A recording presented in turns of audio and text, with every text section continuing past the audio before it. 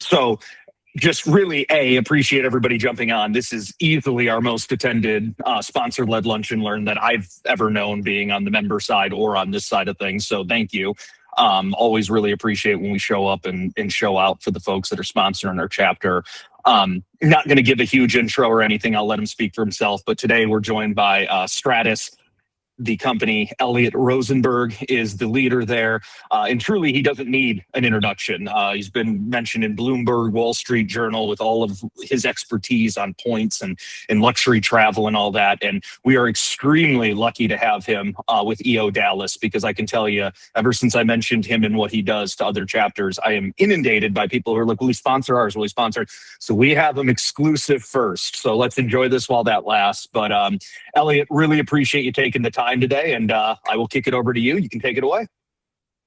Thank you so much, John. Really excited to be here. We are a new SAP, so it's been super fun to get to know some of you so far, albeit from a distance. Haven't been able to meet anyone in person yet, but special shout out to John for just coordinating all this.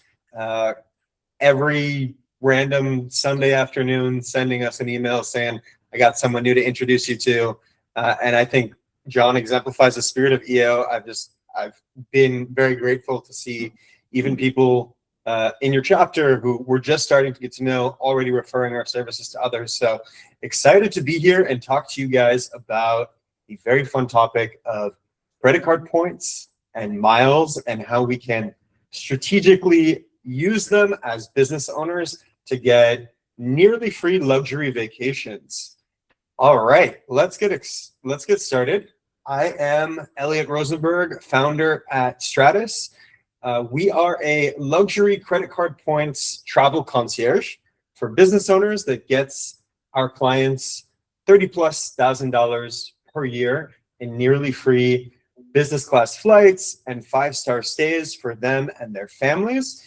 And a bit about my journey here for this extremely niche business that a lot of you before today might have thought, like, I can't believe that this is an actual business, but here we are. So I started off actually in the travel space. I started a very unusual cultural tourism business in Brazil shortly after college. And in that time, I was living in Brazil and got very jealous of my customers. I was a pretty broke 23, 24-year-old. And I was in Rio de Janeiro, one of the most beautiful places in the world. But I had customers who were staying with us who were traveling all throughout the country and the world. And I got jealous of them. I wanted to be able to wake up and have every day be something novel and unique. So shortly after starting the business, I turned it over to a new management team. This was back in 2014. And around that time, I got introduced to the whole world of credit card points and miles and kind of, what we call travel hacking. And for whatever reason, it deeply resonated with my soul. And what I ended up doing was signing up for every card that I could get my hands on and taking a backpack and traveling nonstop for 15 months to 17 countries in Asia where I had never visited before. And that was all largely funded by credit card points because I was still pretty broke and could not have afforded a lot of that stuff myself at the time. And even as a broke 24, 25-year-old, I was able to do some really incredible luxury things like staying in 5-star hotels and even flying in an Etihad Airways first-class apartment from New York to Abu Dhabi on a 13-hour flight where I had my own little compartment. I had a chef who was customizing meals to me, a shower at 35,000 feet that I was able to shower in. That was a $17,000 flight that I purchased for $7 in taxes. So have along the way started talking to friends and family about what it is that I was doing, and people were excited and wanted help.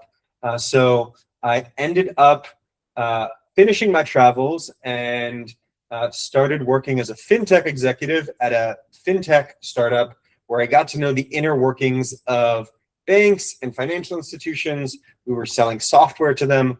But even though I was in that world, I still, as my passion, was doing things with points and miles whenever I could get time off, and was just helping friends and families along the way. And many years of doing that later, I realized that business owners in particular were really leaving a lot of money on the table by not having any strategy as to how they could leverage points and miles and rewards. So a few years back, decided to turn my passion and hobby into a business, and started Stratys. And we've been fortunate enough to already start working with a good number of you in the chapter. And I'll share some of the stories of travel that we've been able to unlock for some of you in the chapter later on. But excited to get started here and just give you a little bit of context of where this entire space comes from. So I think a lot of you earn points, you have miles. Being stuck in Dallas, you've got kind of American Airlines and DFW as your main squeeze for all your flights, for better or for worse. And things go back pretty far earlier than that. So back in the 1980s is when American Airlines launched its Advantage frequent flyer program. And since then, lots of airlines followed suit. Hotels created their own programs, and the whole focus was rewarding loyalty, getting people to spend more on flights and stays, and then get something back in return. And back in those days, and probably up until 10, maybe 15 years ago, I'd say that what people would get in return for their loyalty to a particular company was pretty great. I don't know how long a lot of you on this call have been, part of this space for, but the earlier days where you'd be able to get free upgrades, get the best room in a hotel, first class flights, just for making sure that you kept all of your spending with a particular airline or hotel, those days are mostly gone. And now what we have is kind of hybrid loyalty ecosystem where the banks have gotten involved too, where they have either partnered with the airlines or hotels to offer co-branded credit cards. And in many cases, especially with the airlines, these co-branded credit cards become the single greatest source of revenue for them. So much so that it's oftentimes said nowadays that, Delta, American are like credit card rewards programs that just so happen to own planes, because those are the biggest contributing factors to their businesses. And then maybe 20, 30 years ago is when Amex and the Amex Platinum card and the rest of the Amex ecosystem started actually creating their own loyalty currencies. So we have currencies that are issued directly by the banks now, including Amex membership rewards, Chase Ultimate Rewards, Capital One Venture Miles, and many more. And with time, those bank currencies have also created many partnerships where instead of just being locked in with your Citi American Airlines card to earning American Airlines miles from your spending on that card, now you could earn Amex points, Chase points, etc., and transfer them to 1 or 2 dozen different airline and hotel programs, which is something that a lot of people either don't know about or are too overwhelmed to figure out. But there's actually now a ton of value. And all of this has become increasingly mainstreamed in the past 10, 15 years. Probably a lot of you have heard of the Points Guy. That blog and now massive company has become a household name. But the point is the ecosystem has evolved a lot in the way that people were able to play the game 10, 15, 20 years ago has dramatically changed. And we're going to talk today about the reality in 2026 of how you as EOers, business owners, spending say 20, 30,000 plus dollars per month on cards at your business level and as a household should be able, with the right strategies, to unlock $30,000+ per year in nearly free travel. And when I say nearly free travel, I specifically mean lie flat, business class, first class seats, especially when you're going long haul, say to Europe, Asia, Africa, South America, and then luxury hotel stays, both domestically and abroad, where you're able to stay at $500,000, $2,000 a night plus hotels for free or nearly free. So to simplify the entire experience or the entire strategy that we recommend to our clients, there are a few distinct phases that a lot of people don't think about, or they are quite suboptimal in at each step in the journey. So the first stage that we take people through is what we call building the perfect wallet. A lot of people, especially in Dallas, would have those City American Airlines cards because you get inundated with those ads and you think, okay, I fly American, I should have one of those cards. Or you think that the Amex Platinum card or Business Platinum card, it's a shiny, sexy card. It's $900 a year. So, you know, I should have that card. But actually, there are many more considerations that a lot of people miss out on. But when we build the perfect wallet, the things that we tend to look at are, one, what are your spending patterns? So how much money are you spending each month or each year in particular categories? Because credit cards have what we call bonus categories or multipliers, where if you use that card on, say, software or dining or ads, then instead of getting a base level earning rate, you can multiply your earning rate. So instead of getting 1 cent, 1 mile per dollar, or 1 point per dollar, you can get 2, 3, 4, 5 points per dollar. So that's the first step, is aligning your cards to the major categories that you have. The other thing is that we typically recommend that people do not earn airline miles or hotel points directly. The reason is that those currencies are locked into a single loyalty program. So what is happening, and what you might not realize, is that these programs are being flooded with supply, in the sense of more miles and points are getting pumped into the ecosystem as more people sign up for cards and spend on those cards and get all other kinds of bonus offers. And what that causes is the loyalty programs to devalue their currencies. Just like the inflation of the US dollar is causing the US dollar to devalue, say, 2, 3, 5% every year, these currencies are devaluing probably many times quicker than that. The number that I typically would see is about 20% per year. So instead of getting locked into one of those programs and being hit by these devaluations that can come in stealth ways, you wouldn't even know about it, and these loyalty programs are not regulated in any way, so they can devalue as much or as frequently as they want. And again, you'd be locked into American Airlines and its partners, or Marriott and only Marriott hotels. Instead, we talk about earning what we call transferable points currencies. That would be Amex points, Chase points, Capital One Venture Miles, etc. And I want to be really clear here, because those banks do tend to offer cards that are co-branded with the airlines and the hotels. So they have many different products, but we generally stay away from the ones that are co-branded and locked into a particular currency. Instead, with the transferable points, you have much more flexibility.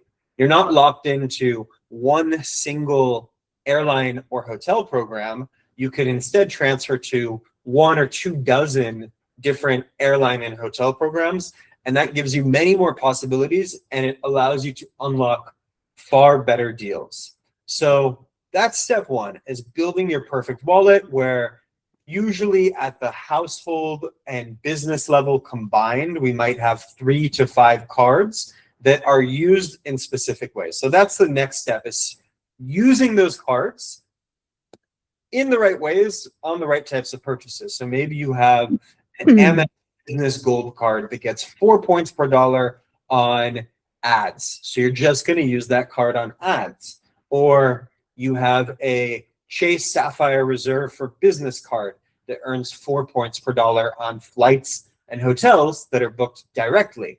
So you're just going to put your flights and hotels on that card.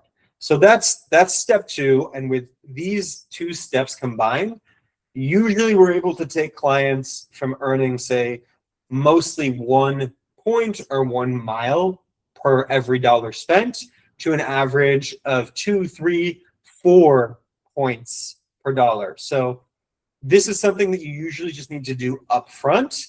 And then once you've got the right cards and you're using them in the right ways, you're earning at double, triple, quadruple the rate that you've already been earning. So that in and of itself is going to unlock a ton of value.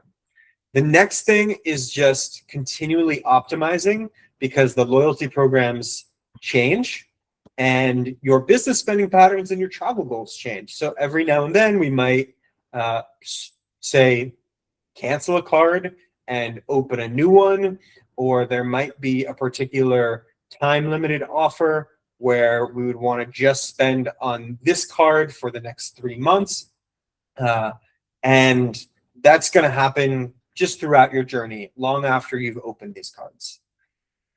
The final 2 steps are, 1, booking your trip. And this is probably where most people are confused and overwhelmed and just shut down and say, I don't want to bother with this stuff. It's too complicated.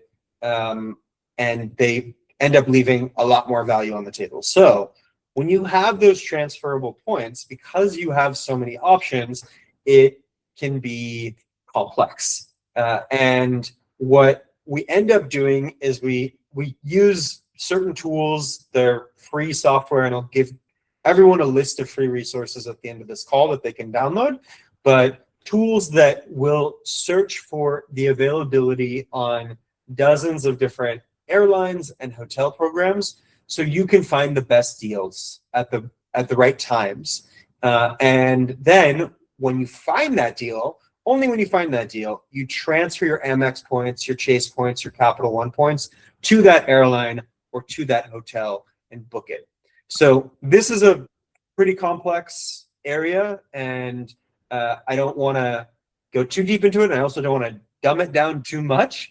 Maybe when I come to Dallas, we could do an in-person session on just this, because this is something that mystifies a lot of people. But the high-level thing is you want to find the availability and transfer your points to get the best deal.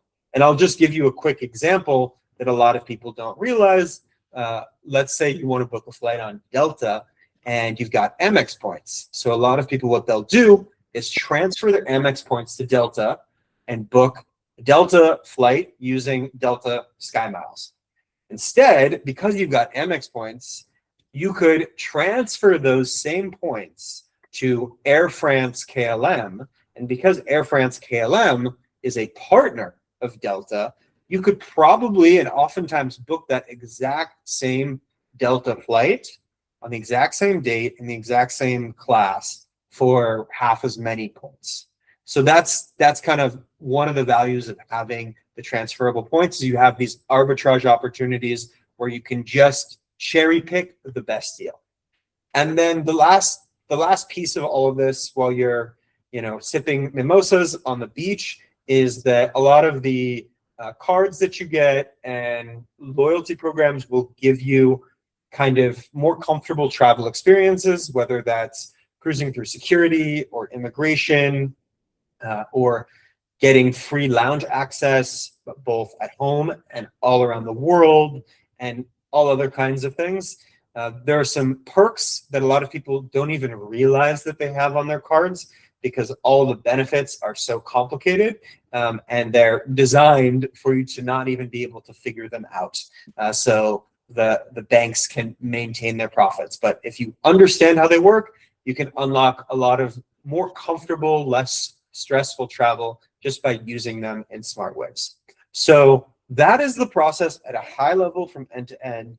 Now, the question is like, what can you actually expect from all of this? So I want to share a few examples with the permission of different EO Dallas members of actual travel that we've been able to book. I don't know if Matt Newton is on this call, but Matt started working with us about 2 months ago, and Matt came to us with a bunch of Amex points, and he was looking to do an anniversary trip in Napa. So we were able to find a really lovely resort in Napa among the vineyards for a 5-night stay that was retailing at nearly $9,000.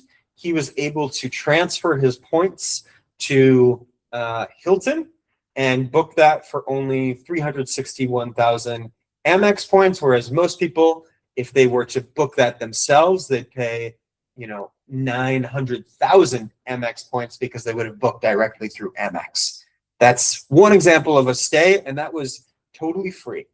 The next is the Silvestri family. I don't know if Philip or Rebecca are on this call, but we started working with them about a month ago, and we were able to book their summer trip to Europe for both of them and their 2 kids in business class for the very first time traveling together as a family. Round trip business class tickets to Europe were retailing in peak summer season at around 30 grand. And instead, we were able to transfer their points to different airlines, flying them direct from Dallas to Madrid on Iberia and lie flat seats, and then coming back from Manchester, UK, on Virgin Atlantic in lie flat seats. And this was only 375,000 points, and they were able to save about 30 grand. So if most people would have booked that through Amex, they would have spent 3 million points because Amex just gives you 1 cent per point in value. And then the last one is Rob, who was actually able to use points to attend the EO GLC. I think I got that right, in Dublin a few weeks ago. And Rob was able to book flights from Dallas to Dublin round trip for only about 108,000 Amex points plus a few $100s in cash. And he was able to save around $6,000 on that trip. And since then, I think we even booked another trip for Rob's family to Europe this summer. So these are just a few of the examples of luxury resorts and business class flights that are all realistic and possible. There are people in your chapter who are already leveraging this system to save thousands or tens of thousands of dollars just on a single trip, not to mention, the entire schedule of travel that they have for an entire year. So that's just a benchmark to understand what's possible. But now I want to start with where we see most people coming to us with. So a lot of people, because they haven't thought through this, they don't have any or much of a strategy, they kind of fall into a few different personalities. And this is not to knock anyone. This is just to make anyone on this call aware of where you might be leaving tens of thousands of dollars on the table. So these are our 4 points personalities that are all suboptimal in one way or another.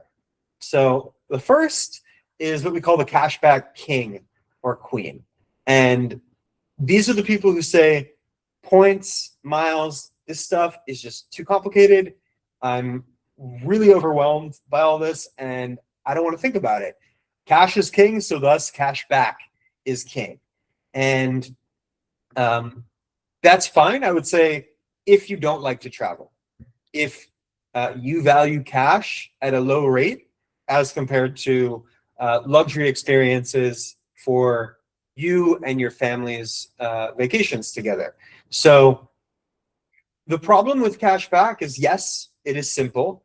And a lot of people will see cards or use cards that get them 1, 2, 2.5% cash back on everything or in certain categories, but the return that you get is quite low, and you're basically leaving far more value on the table that could otherwise go toward trips that you would probably anyways be taking or want to take if they only costed 90% of the retail rate. So those are the cashback kings and queens. The next are the points hoarders. I don't know what the psychology behind this one is, but there might be like a misconception that's rooted here that's causing this behavior, and it's that people will literally build up stocks of millions. We have clients who come to us with tens of millions of points when they get started, and for them it's almost like a badge of honor. I don't know if you all have seen that George Clooney Up in the Air movie, but I think he's the classic points hoarder, and maybe one of the other personalities that I'll introduce at the end. But the problem with this is that, yeah, you might be getting personal enjoyment out of saying you've got so many millions of points and miles, but because of those devaluations that I mentioned before, points are a terrible investment. You literally cannot invest your points. So why would you be storing value in an asset that is effectively at any given point going to drop in value, sometimes by 50%, where that depreciation, just like the depreciation of the US dollar, is more or less guaranteed, just because there's so much supply being pumped into the ecosystem. So in this sense, ideally, take your points and use them, because there's zero value to an unredeemed point, unlike cash that's sitting in the bank or in an investment that's likely, hopefully, increasing in value. The next is what we call the platinum player. So this applies both to the personal platinum as well as the business platinum cards. Amex has probably not just the best branding and marketing in the luxury space, at least in the financial services space of any company. I would say it's beyond branding and marketing. It's almost propaganda and brainwashing. They do such a good job of hooking in very wealthy customers who will spend hundreds of thousands or millions of dollars per year on this sexy, heavy metal card with all of the perks that it unlocks, without realizing that Amex is winning. The house always wins if you're spending on an Amex Platinum card, in the sense that while this card is very much a nice card to have and keep because of the benefits that it has, things like Centurion Lounge access, access to the Amex Fine Hotels and Resorts program, which unlocks perks on certain stays around the world, et cetera, et cetera. This card gives you a very low return on your dollar in almost all spending categories. It only earns 1 point per dollar on almost everything. Yes, I know that it's a charge card where you can get very high limits, which from a cash flow perspective is lovely, but the return that you're going to get on this card is about as low as it gets in most cases. So if you have this card, either the business or the personal card, we'll probably recommend that you keep the card as long as you can justify the $900 annual fee, but rarely will we recommend actually spending on this card. There are far cheaper cards that get you 2, 3, 4 times the return on your dollar as compared to the Amex Platinum or Business Platinum. And then the final personality is what we call the status chaser. Since you all are pretty much locked in to American Airlines there in DFW, it makes sense, and I wouldn't be surprised if a lot of you on this call are American Airlines Platinum, Platinum Pro, Executive Platinum, maybe even the invite-only concierge key tier. And I would say that that's fine if you have no other choice, in the sense of wherever you need to go, American Airlines is, the best and cheapest option for the times that you want to go. But the problem, or the issue becomes when you start doing things that are not very logical to attain and keep your status level with an airline or a hotel. So spending extra money out of pocket just to be sure that you're an American Airlines Executive Platinum member every year, or a Marriott Titanium member every year, usually the math doesn't work out. And the reality is that I'll take Delta as an example because I have real stats on this, but American Airlines and almost all the airlines are pretty similar, and the same thing applies to hotels. But about 10 years ago on Delta, of all the first class seats on flights, I think 88% of them were given for free as upgrades to their elite members. Nowadays, can anyone guess what that number is in 2025, 2026? Just throwing a number in the chat out of curiosity. What do you think the percentage of first class seats on Delta flights, and probably similar American Airlines flights, are that are given away to elites for free as upgrades? Wow. Philip and Amy had some bad experiences. So the number is 12%, was the most recent figure that Delta was actually bragging about on its earnings call, because for them, it's all about maximizing profitability. And the reality is that, and you all might have even seen this on your flights, airlines would rather a once a year flyer pay $100 to upgrade from coach to economy than give that seat away for free to someone who is spending 30,000+ per year just on flights, not to mention on, say, like an airline co-branded card where they might be putting hundreds of thousands or millions of dollars every year. That's just the reality nowadays, is that loyalty has become a one-way street. And unless, say, you're a W-2 employee or you have clients who are reimbursing you for your travel, and you're basically flying or staying on their dime, then this almost never makes sense. So those are the points personalities. You all might have fallen into one of these categories. I'm not going to out anyone here, but don't feel bad if this is you. At least you're playing the game and you're not ignoring it. I mean, the worst would be someone who just doesn't even realize this stuff exists or completely opts out. So if you are in one of those categories, then how do we take you into a strategy that is going to unlock the tens of thousands of dollars in nearly free flights and hotels on every single trip?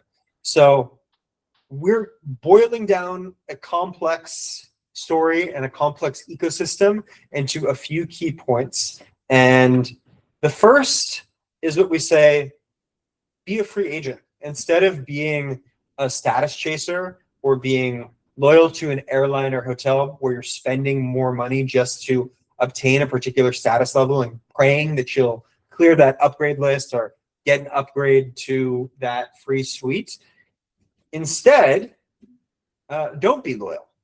And the alternative is to just earn the transferable, flexible points currencies by spending, and then transfer them to whichever airline or hotel is going to give you the best deal for that business class flight or that 5-star stay.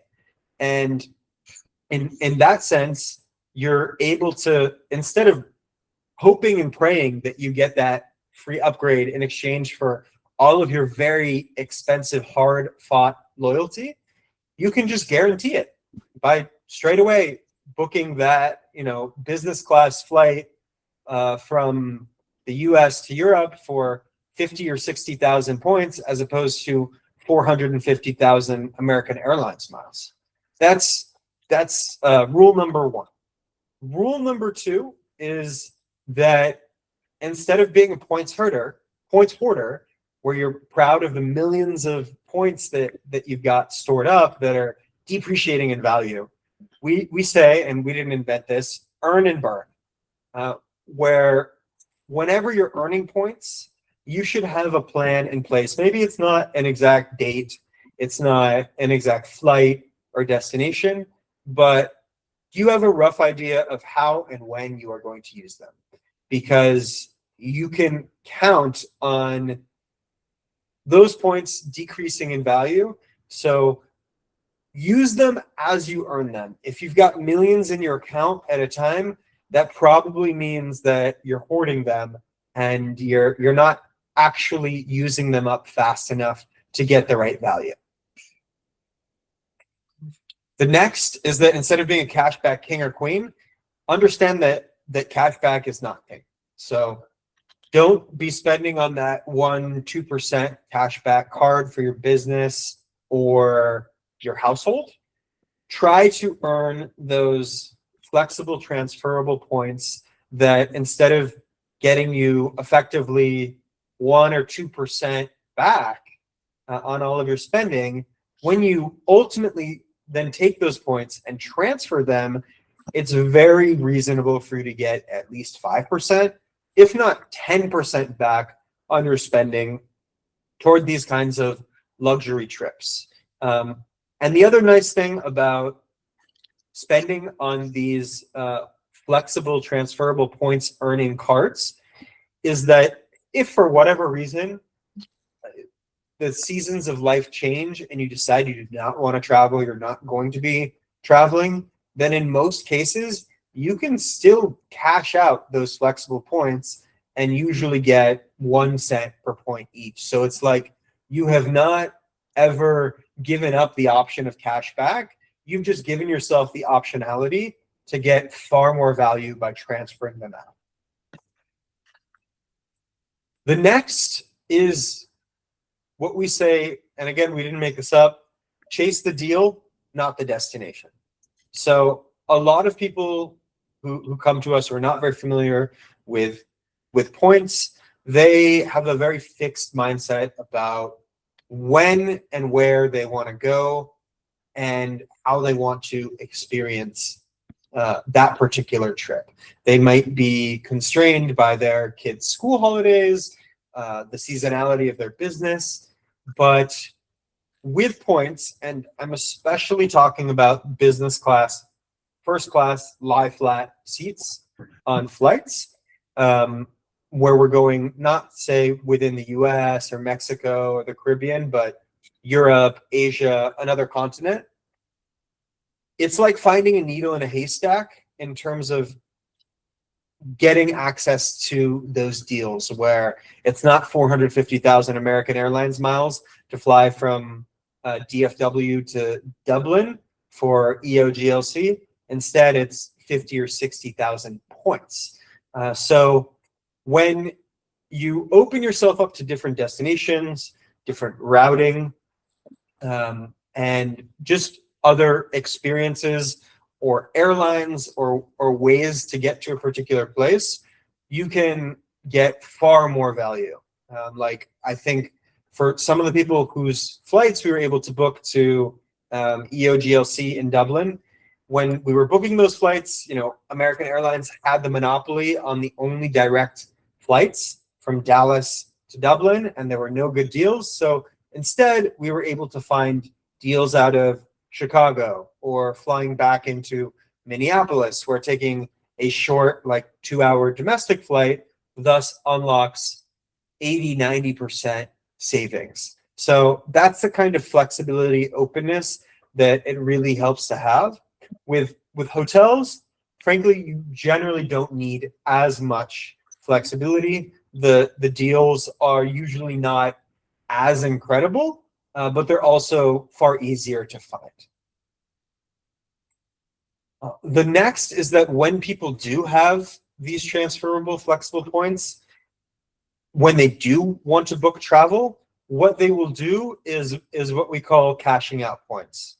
And that's if you've got a Chase card or a Capital One card or an Amex card, those banks have their own what we call travel portals, Amex Travel, Chase Travel, etc., where it'll be just like an Expedia or any other kind of online travel booking site, and you'll be able to more or less find most flights, most hotels, and even some other experiences that you can book directly through those portals.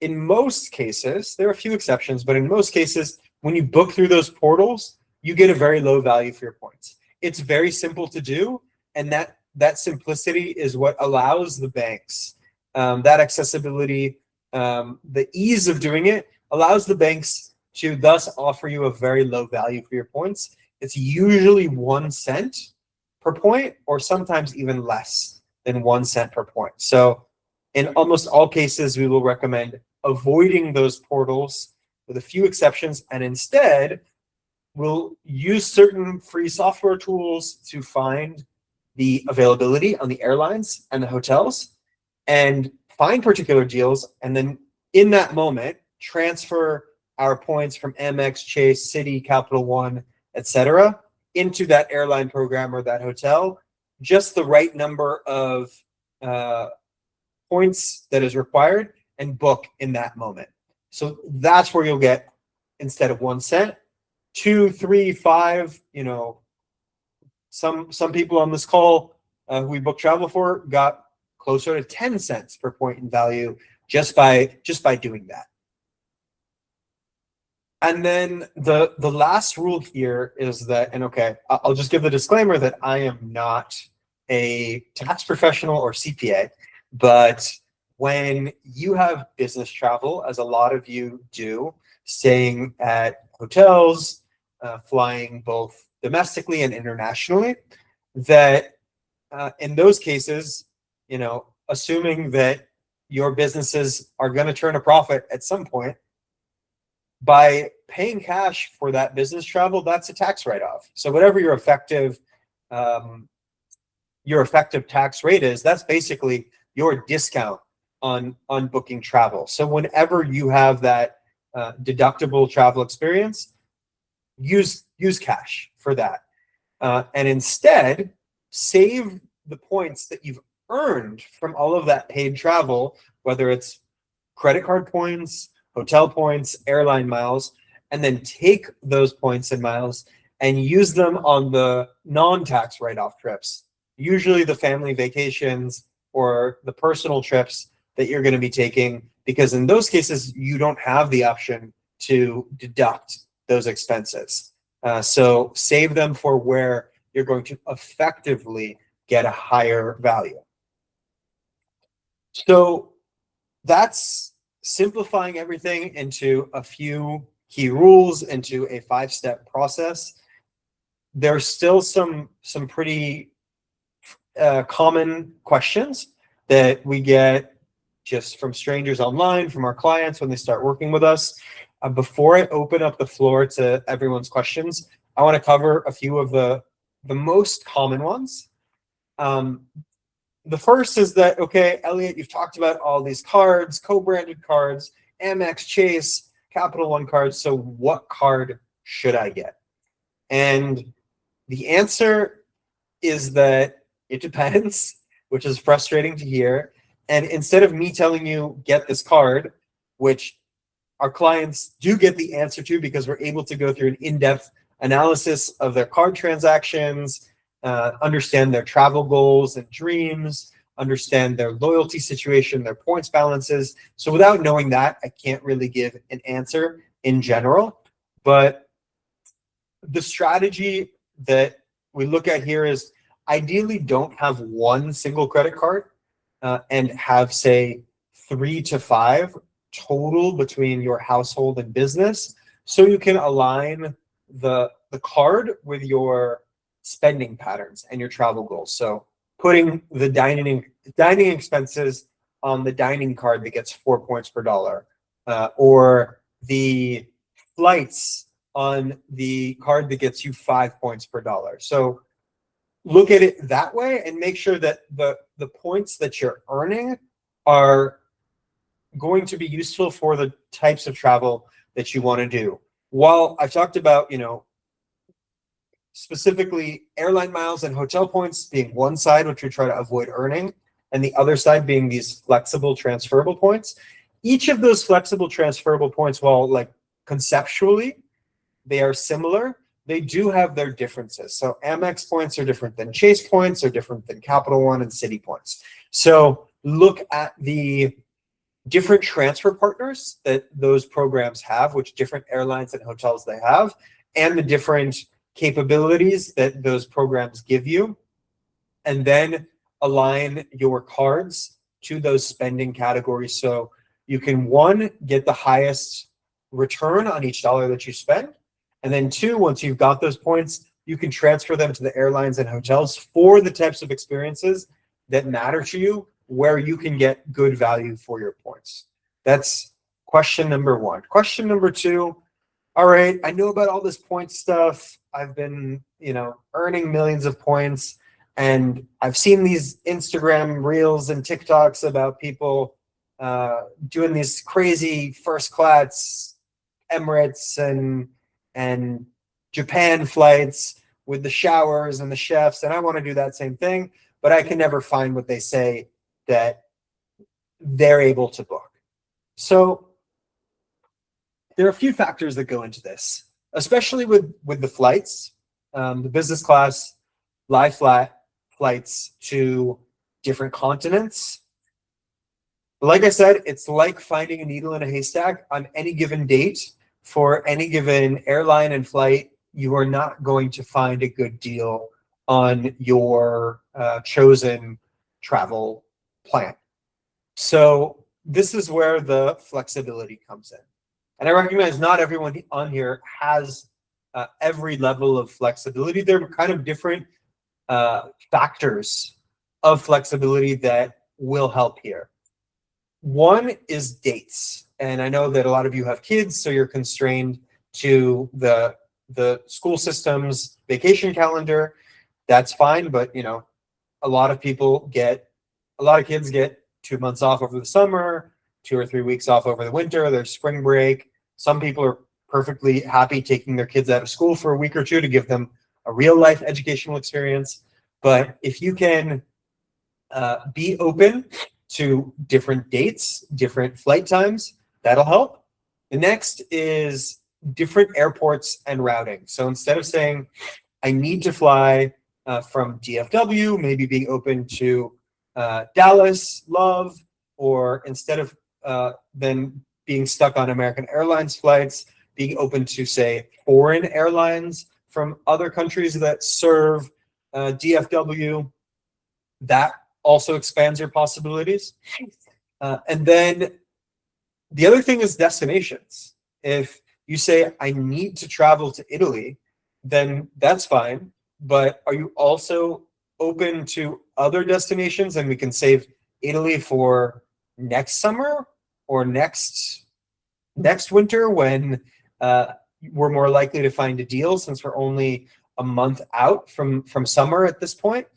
So knowing what are the types of experiences that you want to have for you and your family, and just being clear on, we want to have this experience, but we're fine with having it at 2 years from now or 5 years from now, as long as we can do it. And that kind of lead time will make it far more likely you'll be able to find a good deal.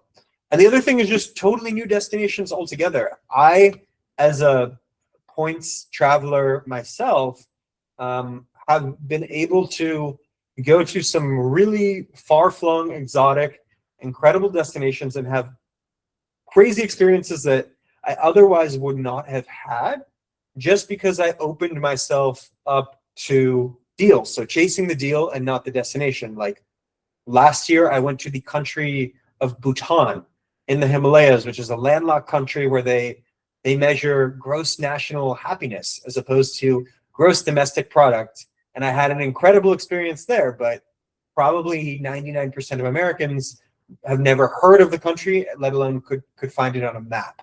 My wife and I went to Tanzania for a safari last year, and that was not at the top of our list. And we would think safaris are best in South Africa or Kenya, but we found great options for Tanzania in terms of business class flights and hotels, and we got to see the Serengeti and all the big five. So that kind of flexibility and openness will really help on all those different factors. The next thing is being willing to start looking for deals early on, which does not necessarily mean you need to lock down your trip a year in advance. But the airlines, especially, and also the hotels, tend to open their calendars for booking usually 11 to 12 months in advance. So the way that the availability for good deals comes is that sometimes it opens right on the 365th day before your flight. Other times, more likely, is it'll come and go between now and even a couple months or even days sometimes before the trip that you want to take. So being willing to start searching for deals, and you honestly don't even need to be actively searching for them. You can use some free software tools that I'll give you guys access to at the end, where you can just set an alert and say, I'm looking for direct flights from DFW to Tokyo or Paris for these dates when my kid is on summer break, and notify me when the price has dropped below this. And you'll just get an email or text notification and you can book that. So having that kind of lead time before your trip is just going to give you more possible shots on goal to unlock those good deals. And then the last one, and this is sort of the disclaimer that needs to, I guess, be spoken at any point just to cover my liability. But first of all, none of this is worthwhile if you're not financially responsible. So if you are racking up credit card debt that you're not paying off every month, and you are paying lots of interest and late fees, then the rewards that you earn will not at all make up for all of that, because the rewards cards oftentimes have the higher APR. Higher APRs, the higher interest rates. So if you're going to be racking up debt, these are not the cards to be doing it on. So I do not recommend that. But then that leads to the question of, even if I'm financially responsible, does opening the new cards that I don't have that Elliot's recommending, is that in and of itself going to ruin my credit? The answer is almost categorically no. So when you open a card, almost always there will be what we call a hard credit pull, a hard credit inquiry on your personal credit reports. Even if it's a business card, in most cases, the inquiry will still report on your personal credit reports. That, in and of itself, that application, whether you're approved or denied, will probably lead to your score dipping 5 to 15, 20 points for one application. And it'll probably be on only one of your credit reports. There are 3 major bureaus: Experian, Equifax, and TransUnion. And usually when you apply for a card, only one of those bureaus gets hit.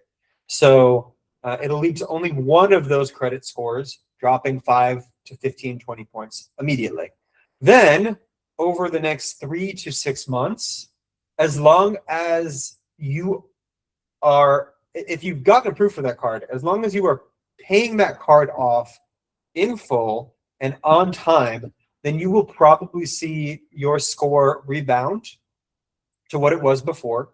And if you come into it with, say, an average 700 something type score, then it's quite possible your score will even increase just by the fact that you're responsibly using the new credit line that has been given to you.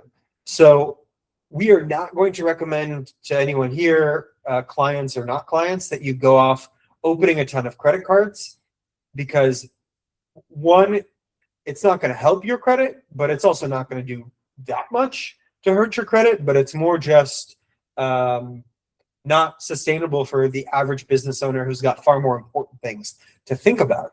So if you're opening, say, 3 to 5 cards, which we typically recommend to most new clients over the course of 6 to 12 months, and these are cards that you're going to open and keep.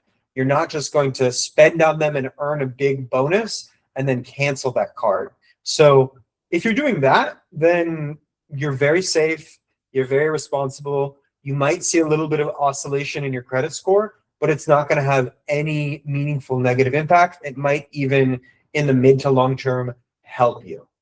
So that's everything for my presentation. I hope you guys have understood the points personalities, the process, what are kind of the golden rules, clarified some of the major concerns that people have, and hopefully you're better equipped now to start unlocking more business class flights and luxury hotel stays for you and your family, because at the end of the day, this is all, points and miles and numbers and redemptions, which can sound very boring, but really the end goal here is to be able to unlock incredible family memories that you can look back upon and have no guilt about how much you spent on them, and just have that joy of more quality time with yourself and the people that you love, because you all work so hard on your businesses and you're very active in EO. So you all deserve that. And if there's anything that you take away from this, I hope it's just being able to enjoy more lovely travel experiences with the people that you love. So I'm going to open it up now to questions, and you guys can type in the chat box. You can unmute yourselves and ask your question right away. I would say my only request is that if you're going to ask a question, hopefully it's a question that's not hyper specific to you and your situation, just so it's applicable to everyone else here on this call. On the last slide, we do have a way for you all to reach out and ask me a specific question that might apply to a particular trip that you want to take, a card that you have, a business spending category. But if you've got kind of questions that you think would be applicable to most people on this call, then please, let's get started. I see Heidi's got a question. Yeah, I think we're just missing, like, what does it look like to work with you, and what is that kind of process, and the potential cost and that kind of thing? Because probably most of us don't want to do this on our own. So working with you is a much better option. I appreciate you asking that, Heidi. I was told by John that this is a non-solicit type of... You've been asked, so you are good to go. Okay. But no, Elliot, I know you're new to EO and everything. I can tell you, without a doubt, that was the least soliciting presentation. So thank you for that, because it can be easy to slip in and out. But no, Heidi's opened the floor, and I know a lot of people are wondering just, hey, when should they engage you? What does it look like, etc. You're more than welcome to share that now. Yeah, I'd say probably most EOers are a good fit just based on the membership criteria that you have, assuming that you like to travel, and you're probably not on this call unless you like to travel and do so in luxury, ideally, without having to pay that much. And we have a few different offerings, but the one that has been most popular with the chapter so far is kind of our hallmark done-for-you concierge model, where we kind of handle everything. So you don't have to stress out about this stuff. And what we will do is we will build your personalized rewards earning strategy, where we're going to look at your card transactions, understand deeply what your travel goals and dreams are, and all of your loyalty balances, everything just specific to you and your preferences and your family's needs. And then we'll build a strategy for you where you're going to understand what are the right cards for you. How do we take advantage of the existing cards that you have? How do we potentially simplify some of the existing cards that you have by getting rid of them or downgrading them? And then put in place like a spending plan where you're going to know that we're going to use the Amex Business Gold to get 4 points per dollar on ads. And we're going to use the Capital One Venture X business card to get 2 points per dollar on everything else. So all of that is what you're going to get upfront. And then either you come to us with a lot of points, or after a little bit of time with the strategy that we've implemented together, you've got enough points to book a trip.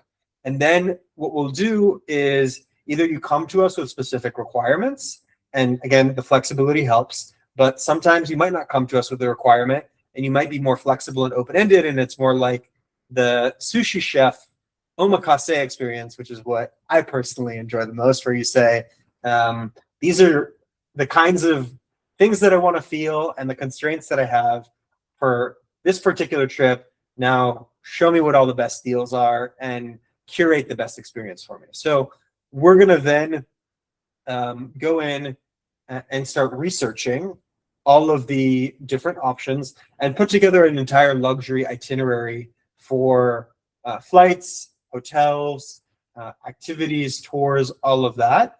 We might present a few different options to you and let you choose based on what the best deals are. And we'll do that unlimited times.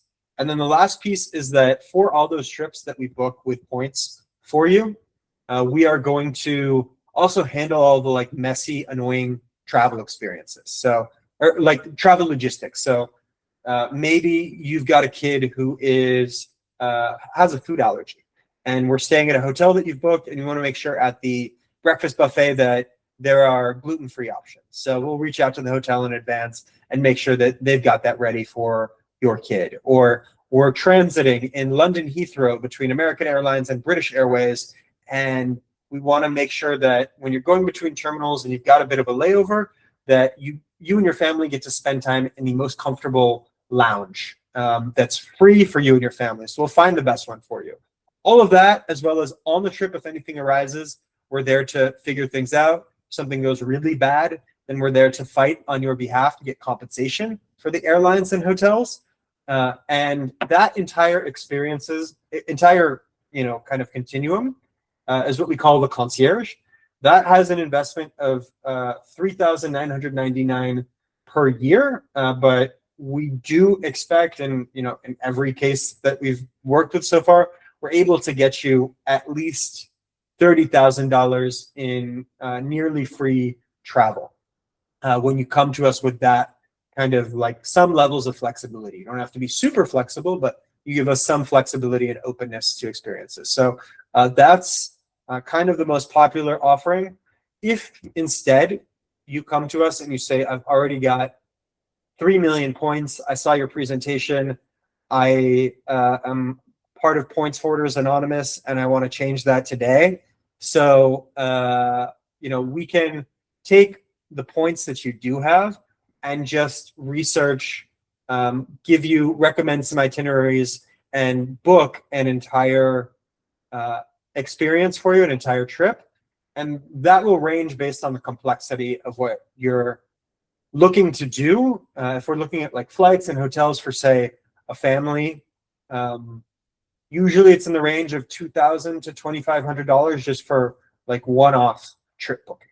So those are kind of the main things. That are kind of add-ons and other possibilities that we have that we can kind of customize depending on what your business and travel situation is. But thank you for letting me pitch, Heidi. I appreciate it. I think David was next, and then Amy will get to yours in the chat there. All right, go ahead, David. 2 quick questions. One, how long does it take to transfer points from like Chase or Amex to a travel partner so you don't get, you don't miss a deal, I guess? In most cases, it's instant, but Okay. there's some logistics required to increase the odds that it's instant.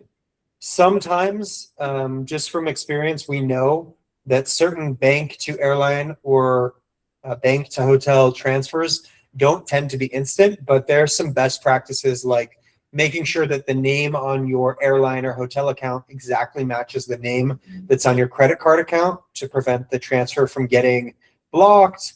A lot of people very innocently will do a test transfer where they'll be like, I've never done this before. This is really scary. I just want to send 1,000 points from Chase to Hyatt and see if it works. The problem with that is that can trigger all kinds of fraud warnings. And then when you have done your test and now it's time to send over a few 100,000, it'll get delayed because there's a lot of fraud in the points, miles, loyalty space where accounts are getting hacked. And there are all kinds of very stringent safeguards in place to prevent that from happening. So there are a few best practices, but usually it's instant. Got it. Thanks. Second question, and I'm sure this maybe has variance depending on how many employees folks have, but do you help people optimize with employee cards? Because I know there's no way my employees don't care whether I earn points on my card or whether they get me bonus points. So that's kind of one part of the question. And then when you're counseling us on what cards to get specifically on the business side, do you have experience or knowledge about what cards match up well with like QuickBooks? So for instance, Chase is really easy for us to use. It imports by card holder, but Citibank is a disaster. If I had 30 people with Citibank on my Citibank account, it would never work. Like it just, we'd waste more time than the points were worth. Yeah, that's totally valid. So we understand that, like, simplicity, reducing hassle is inherent to like our value proposition, what you care about, because if we have to get you like thinking about this stuff and messing with the stuff, it just defeats the whole purpose. So one is, yes, we do look at the employee cards as well. Different cards have kind of different like rules and benefits that come with certain employee cards. So as part of our intake process, we would understand like what kinds of benefits do you need for your employees? Do you want them to get like their own individual lounge access, or is it just a matter of like expense tracking and making sure that they're earning you the most points? So we'll look into all that. But we give very simple kind of like one-pager guides that you can print out, post in an office for your, say, finance team to make sure that they're using the right card at the right time. But usually with employees, they pretty much only need one card, unless it's like someone who's sitting in an office and is, sending hundreds of thousands or millions of dollars in payments to vendors. Then we might want them to be more clued into the process. So, we bring in other team members like EAs, finance teams, procurement teams, whoever it is, and make sure that they're clear on what they have to do. And then, like you said, with QuickBooks and accounting, if that's a requirement and that's the software that you use, and probably most people on this call do use, then we'll be sure to only recommend cards that sync easily with that. And also, the good thing is that there are really no Citi business cards to recommend, so you don't have to worry about that. Great, thank you. Yeah. There were some other questions in the chat. I think Amy Power was up here next. Let me find it. I, of course, buried it under my own comments there. Is there a situation where the owner has a different card like Amex Platinum and employees are using a different ecosystem like Chase, Citibank, etc. you can speak to?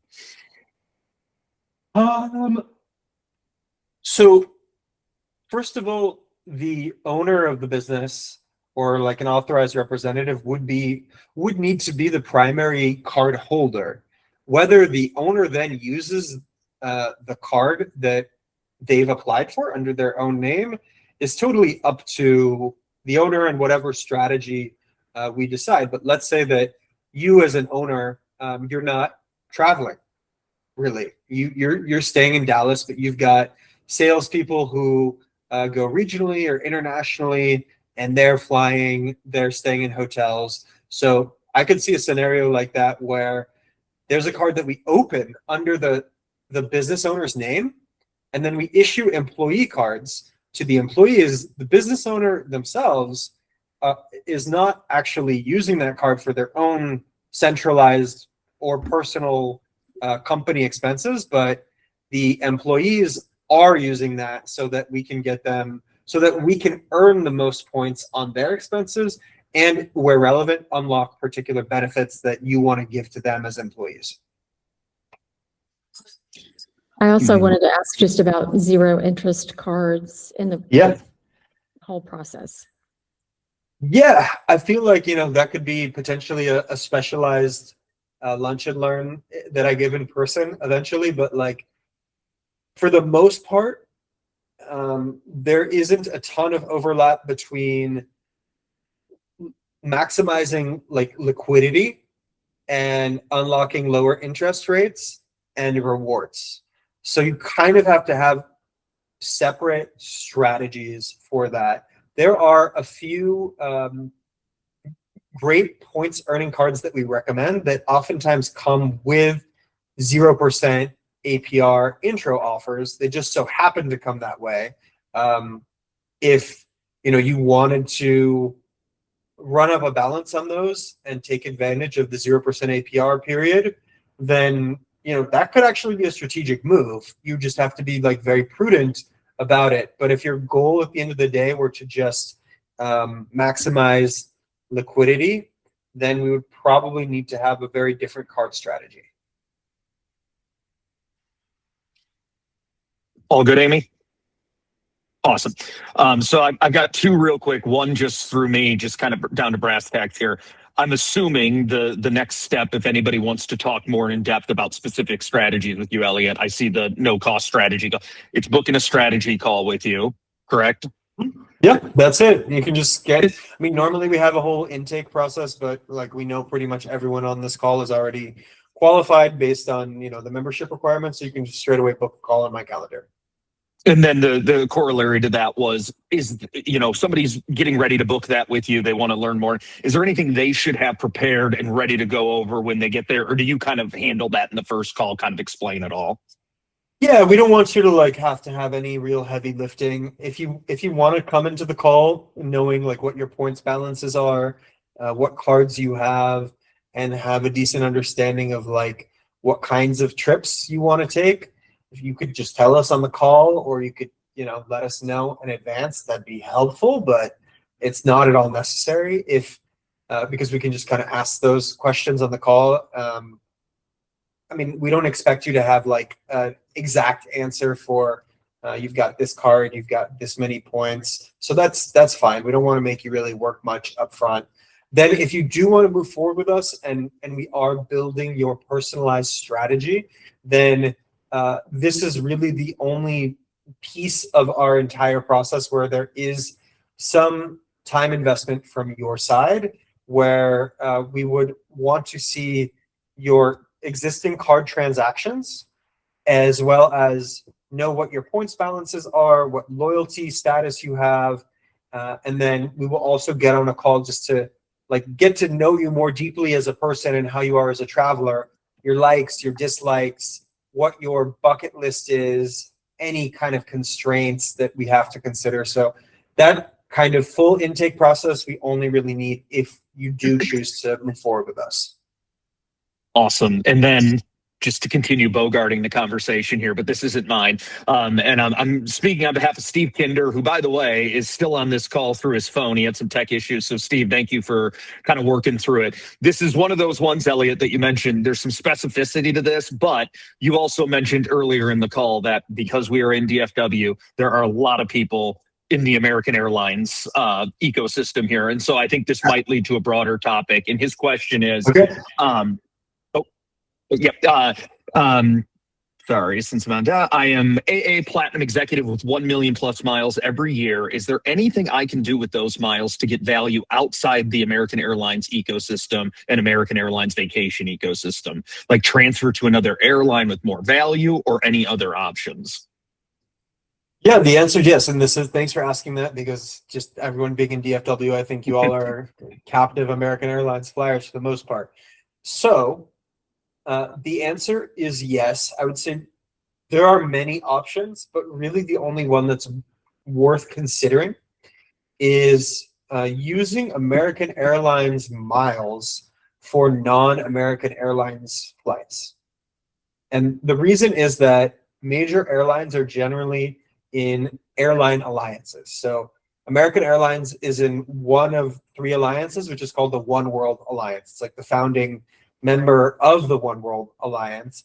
And that has, I think, around a dozen different airlines. So we've got British Airways, Japan Airlines, Iberia, Finnair, Royal Air Maroc, a few others. That you can redeem your miles on when there is availability. So it depends on those partner airlines releasing that availability to American Airlines. So it's not just the alliance partners, they also have some non-alliance partners where they have some great like one-off partnerships. So don't just only look in the One World Alliance, but you can get some incredible deals. And frankly, that's kind of, I personally, when I do earn American Airlines miles, that's my favorite way to use them. For example, I've oftentimes flown from Asia to the US in Qatar Airways Q Suite, which is probably the single best, nicest business class product on the market, where you've got a sliding privacy door, really nice interiors, dine on demand, and like incredible airport facilities at their hub in Doha with excellent lounges. Those are like each, say, round trip, like $8,000 to $10,000 tickets between Asia and the US, transiting via Doha. And American Airlines will sometimes, via its partnership with Qatar, because they're in the One World Alliance, get access to those business class Q Suite flights at only 70,000 American Airlines miles each way. So you could take, a $4,000 or $5,000 one-way ticket effectively and book it for only 70,000 American Airlines miles. They're not in high quantity, and you have to be flexible, or you have to set these alerts to find them. But I've done it multiple times, and that's just an example of where you can get great value. The one that you're far more likely to find a lot of availability on is British Airways. British Airways and American Airlines have a very close partnership, and it's very frequently available for 57,500 American Airlines miles in British Airways first class between the US and Europe. The one downside is that British Airways and the airports in the UK where you'll be transiting through do charge very high taxes.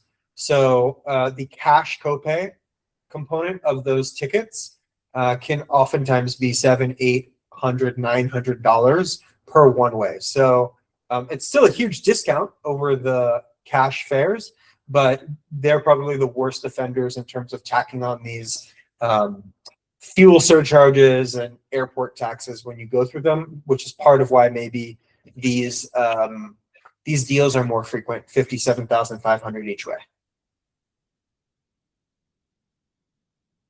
Love it. Well, we've got about 5 more. Any other questions? Quick one before we break for the day here. And if not, Elliot, anything that you usually get asked that nobody's asked yet that you're kind of surprised by?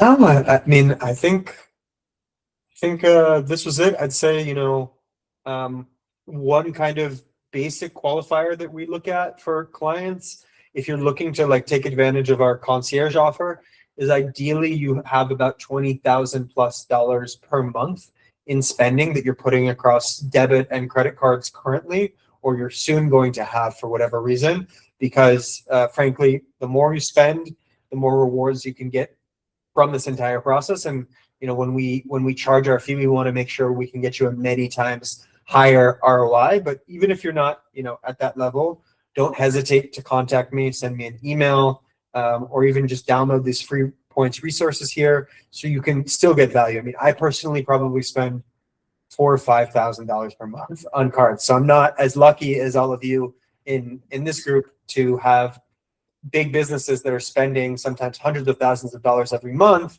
on cards. So it's totally possible, but just for working with us at that like concierge done for you package, that's usually like the minimum threshold we look at. Love it. Well, Elliot, I really appreciate you taking the time, and really everyone who jumped on. Thank you so much for joining us here. I know you're half a world away, so much appreciated. Everybody who's on, I will have the video of this as soon as I can. I think you already sent over the presentation, everything, so I will send this out to everybody afterward. Obviously, you can book directly with Elliot if you have questions or want to move forward on anything. But Elliot, really can't tell you enough how much we appreciate it, man. This was fantastic. Thanks so much, John. Thanks for everyone joining in the middle of a Wednesday for lunch. Really appreciate it. And everyone has been so kind and welcoming and generous with your intros. It speaks a lot to the spirit of EO. So just excited to be involved. Outstanding. We're happy to have you. If anything else comes up, anybody, let me know. Otherwise, have a great Wednesday, everybody.